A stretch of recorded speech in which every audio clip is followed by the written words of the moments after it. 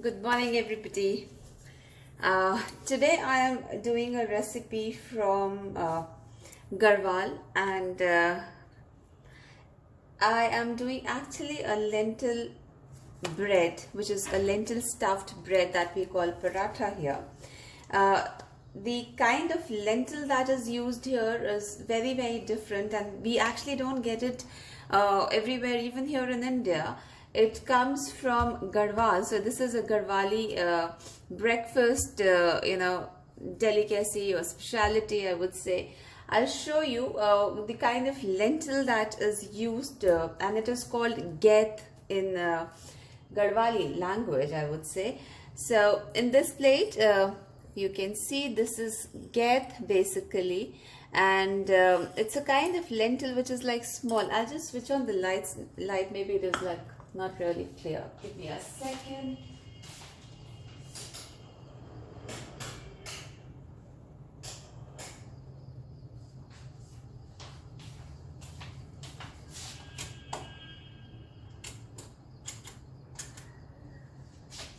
Okay, I think this is slightly better.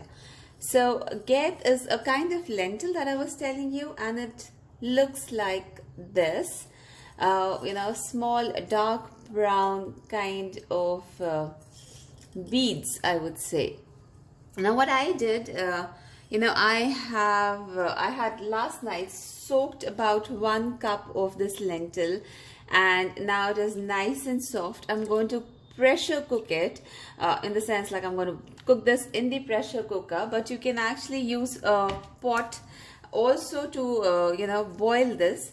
So the first process is to cook the lentil, and then I'll tell you once this is done as to what all we need. But before I put this in the pressure cooker for boiling, what all we need here, I'll show you that I have in this plate. I have taken about 8 garlic cloves. Now garlic is very, very important in this particular recipe, because it gives a very nice flavor to the bread that we're going to roll today. Then here I have about a little more than half a teaspoon of cumin seeds that I've taken, then salt to taste, and then I have turmeric powder, which is about less than half a teaspoon. I would say about 6 to 7 pinches of turmeric powder, which is called haldi in Hindi. Then this is my favorite spice. It is dhania powder, the coriander powder that I'm using. And this is red chili powder. Red chili powder I've taken about, I would say, literally 6 to 7 pinches here in this plate. So now I need my pressure cooker, and so this is, I am in India, guys. I'm sure that the kitchen looks different today. So I am in India, and I'm going to be doing, I'll try doing a couple of very authentic Indian regional recipes today. So here's the pressure cooker, and I am going to switch on the flame with the lighter, put in the lentil that I soaked last night, and then now I'll add all these spices that you see here in this plate. So first goes in the cloves, the cumin seeds, the salt, everything all together in the pot, and I will just quickly give it a little mix. Now because I had soaked it overnight, this will not really take much time, so maybe about 3 to 4 whistles in the pressure cooker, and then I'll switch this off and come back and show you what needs to be done next. So maybe in, say, let's say about 10 minutes, I'll come back and show you. I don't want you to listen to the noise of the pressure cooker. So I'll come back in 10 minutes and show you what we need to do next after this. Okay, now this is almost done. The pressure has been released from the pressure cooker, and I'll open it and see if it is nicely cooked. Now, there should not be any water in the pot, so I'll get it a little closer. It should look like this, and I'll check if it's like nice and soft now. Get it closer. The lentil looks like this. So how we check is like basically pressing one of the lentil, between the thumb and the finger. If it mashes, that means it's done. So now the lentil is done. I have a masher here, which is a hand masher. You can actually do this even in a mixer, but I'm going to use a hand masher and mash this. I think I should get it. Just mash it here. Try getting the camera a little closer to the pot. I don't think so it's going to be clear. I think this is fine. Yeah, so I'm going to just use a masher and mash this as much as I can. Normally people use a mixer to mash this when it's little cool down, or they use hand mortar and pestle, and they just mash it. But I am just going to use this masher.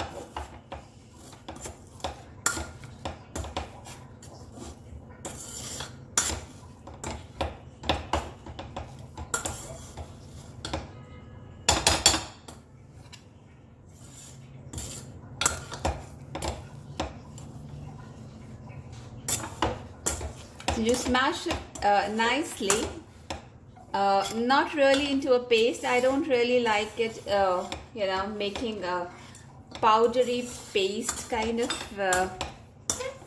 thing, for the bread that I'm going to make. Just keep getting it together.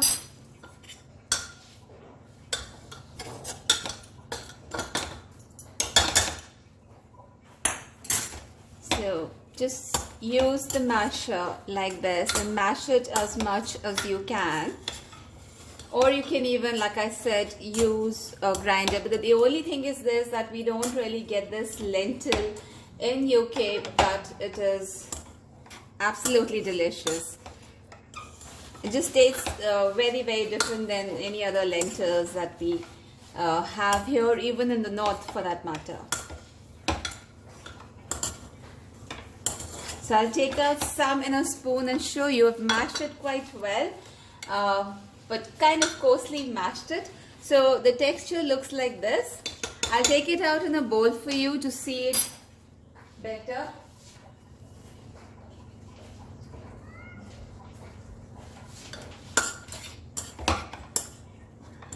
Just keep mashing it a little more.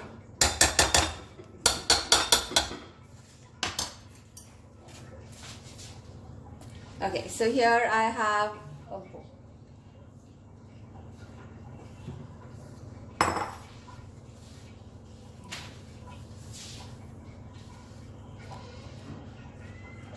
Okay, now that I've mashed it well, I've got a bowl here. I'm going to take it out in a bowl and show it to you what the texture looks like finally.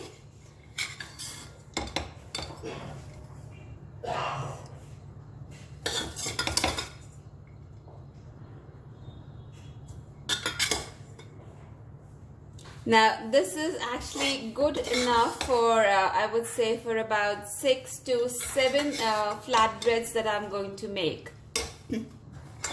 So the lentil texture looks like this. I don't know, I'm not too sure if you can really see it because of the light, but it looks like this. Now this needs to be cooled down to a normal temperature before we start rolling it. I need something more also to go into this. Now I'll show you what this is that I have in hand. No, this is not spring onion. It does look like spring onion.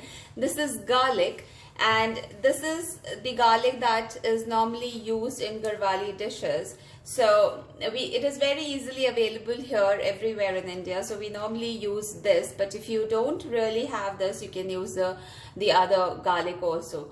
Garlic gives a very nice and a strong and a pungent flavor to this particular recipe. So we're going to use a lot of garlic. I have taken about 3 stems of garlic like this, and I have finely chopped it. Then I have about 1 medium-sized Indian red onion that we have here. It's pink onion basically, so I finely chopped that as well. And then I have about 2 finely chopped green chilies here in this plate. You can also add loads and loads of coriander if you like the flavor. I don't really have any coriander today, fresh coriander today, so I'm not going to be adding that. So this is all that we need. Once this is, it has cooled down in this bowl, I am going to add the rest of the things to it, give it a nice mix. And there's one thing more that actually goes in this also. I'll show you that once I start rolling the pins. So start rolling the bread with the pin. So I'll come back and say about 10 to 12 minutes and show you what needs to be done next. Okay, now I have the lentil ready here in this bowl that I had coarsely mashed. It has cooled down. It is little warm, but it is good to be used. What all I have in this plate I had already shown you. This is fresh garlic that I finely chopped, then the green chilies and the Indian pink onion. I'm going to mix this, add this all in this bowl together. And I need some oil as well so that this mixture actually binds properly when I roll the pin. So I'm going to add about 1 teaspoon of oil to this and give it a nice mix. You can check the salt. If it is less, you can add more. So I'll mix this nicely with the help of a spoon. You can use your hands also, but make sure that your hands are nicely washed and cleaned. So I'm using a spoon here to mix everything together.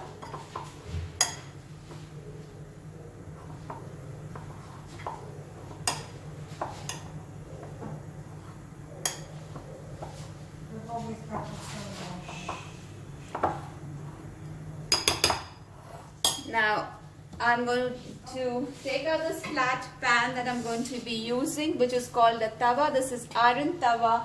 Iron tawas are all used here in India. I have shown you one that I have with me in Glasgow that I use quite often. So I'm going to use this to make the flat bread. And of course we need some clarified butter, which is called ghee. So I have loads and loads of ghee here in this pot.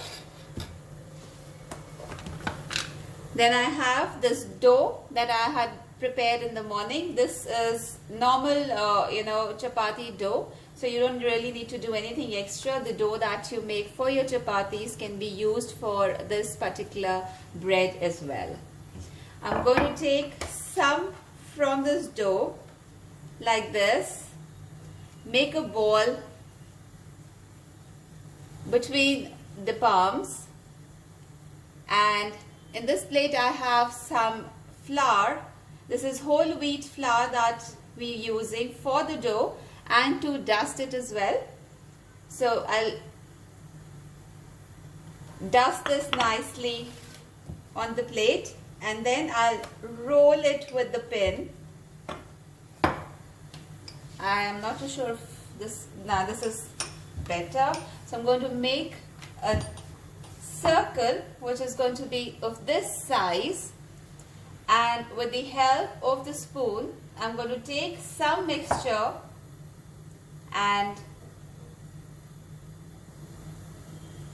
put it like this, and then I'll start folding it from the sides nicely and roll it again make it into a ball like this between my palms and flatten it like this again. I will dust it in the flour now nicely and then start rolling it with the help of a rolling pin. And this has to be done very nicely and softly. Don't really bother much if it comes out a little from the sides. You can keep dusting it in the flour and keep rolling it like this. So this has to be of this thick actually. So I'll get it a little closer to the camera and show you. So not too thin and not too thick. And then now I'm going to put it on to the tawa, which is a flat iron pan that I'm using here. And I'll cook it on medium-low flame. I'll get the camera a little closer for you to see it properly.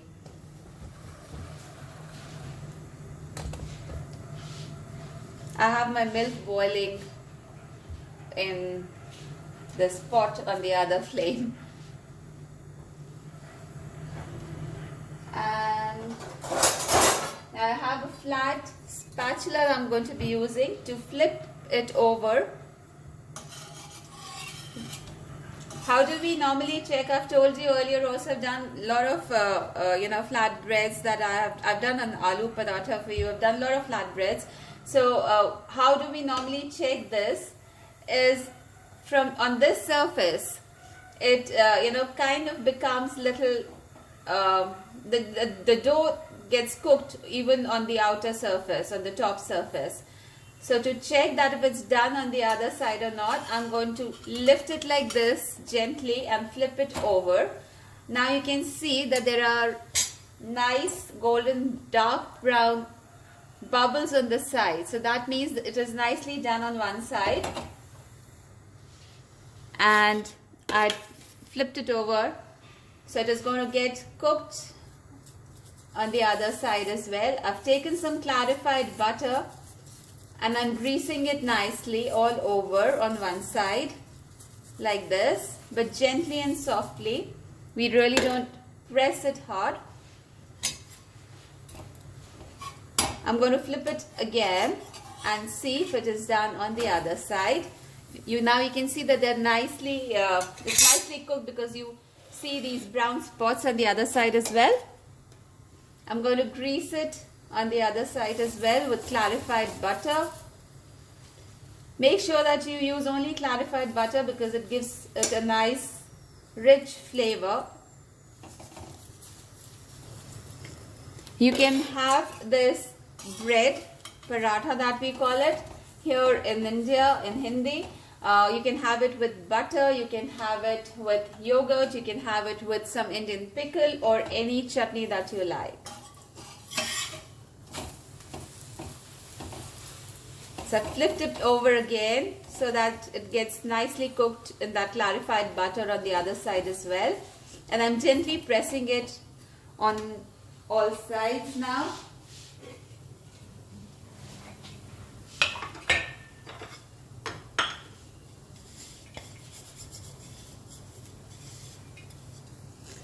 I'll take it out in a plate